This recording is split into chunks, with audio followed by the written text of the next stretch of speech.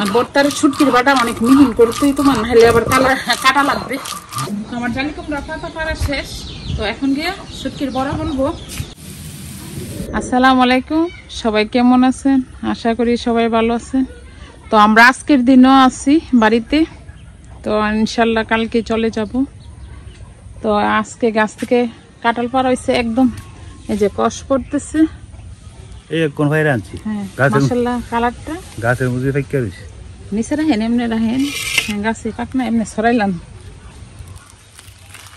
এখন তোরা এখন পায়রা নিয়ে এসছে, বাবুলে পারছে গাছ থেকে। বাবুল চৌধুরী। বাবুল আসো।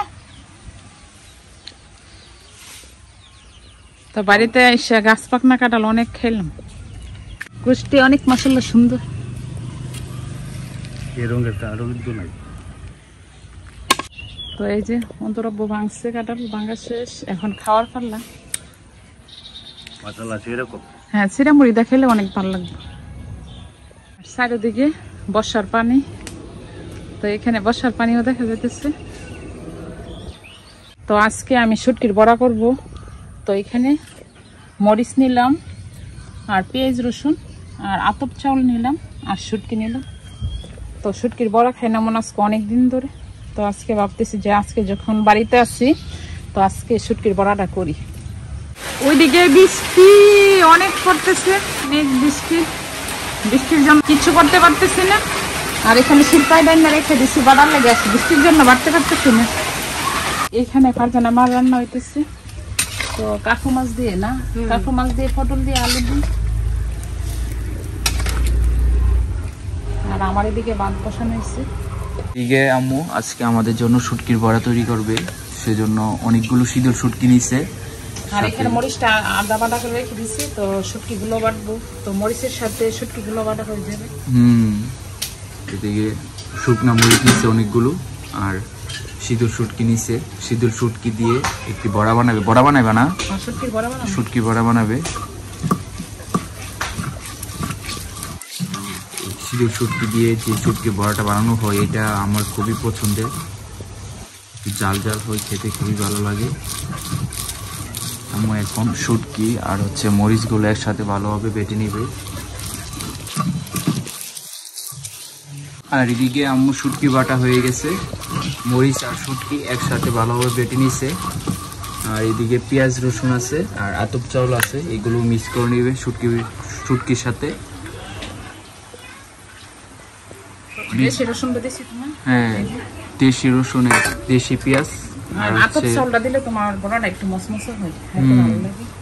আম্মু সবসময় মানে বড়া যখন তৈরি করে তখনই মানে আতপ চাউলটা শুটকির সাথে দেই। এখন শুটকি, আতপ চাউল আর যে পেঁয়াজ রসুন একসাথে ভালোভাবে মিক্স করে বেটে নিবে। এইদিকে আন্টি মিষ্টি কুমড়াগুলো ফ্রাই করে নিতেছে মাটি চুলার মধ্যে। আর যে তেলাপিয়া মাছ, এদিকে তেলাপিয়া মাছ আছে, আর এদিকে মিষ্টি কুমড়াগুলো ভালোভাবে ফ্রাই করে নিতেছে। আজকে মিষ্টি কুমড়া দিয়ে আর যে তেলাপিয়া মাছ দিয়ে একটি কারি রান্না করা হবে। তাই আম্মু ভাবতেছে যে এগুলো আগে মানে ফ্রাই করা হয়ে যাক। ওইদিকে আম্মু শুটকির কাজ করতেছে, মানে শুটকি বড়া বানানোর প্রসেস চলতেছে। আর এদিকে মানে আন্টি সবকিছু বাজা পোড়া করতেছে।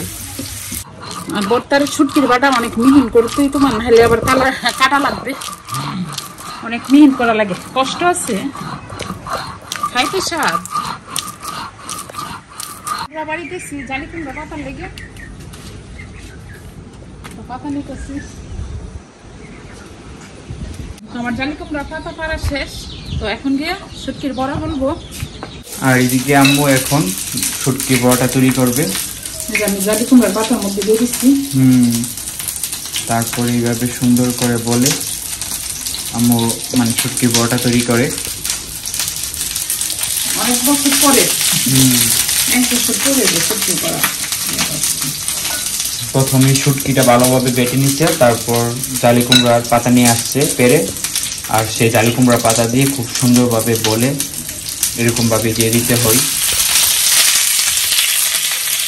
আর শুটকি বড়া কিন্তু খেতে অনেক মজা। যারা একটু জাল কিছু পছন্দ করেন তাদের জন্য মানে শুটকির বড়াটা একদম পারফেক্ট, মানে দুপুরের খাবার মনে হবে। আর আম্মু আজকে আমাদের দুপুরের খাবার শুটকির বড়া, তারপরে মিষ্টি কুমড়া দিয়ে ডাল দিয়ে আর শুটকির বড়া বানালে তোমার ইয়া দিয়ে পান্তা ভাত দিয়ে আর ডাল দিয়ে। আর যেহেতু এখন বর্ষার সিজন, মানে পান্তা ভাত দিয়ে আবার শুটকি বড়া দিয়ে খেতে ভালোই লাগবে, খারাপ না। অনেকগুলো বড় হবে আম্মু না? আর এদিকে আমাদের শুটকির বড়াগুলো হয়ে গেছে অনেক সুন্দর করে আম্মু কালো করে ভাজা লাগে।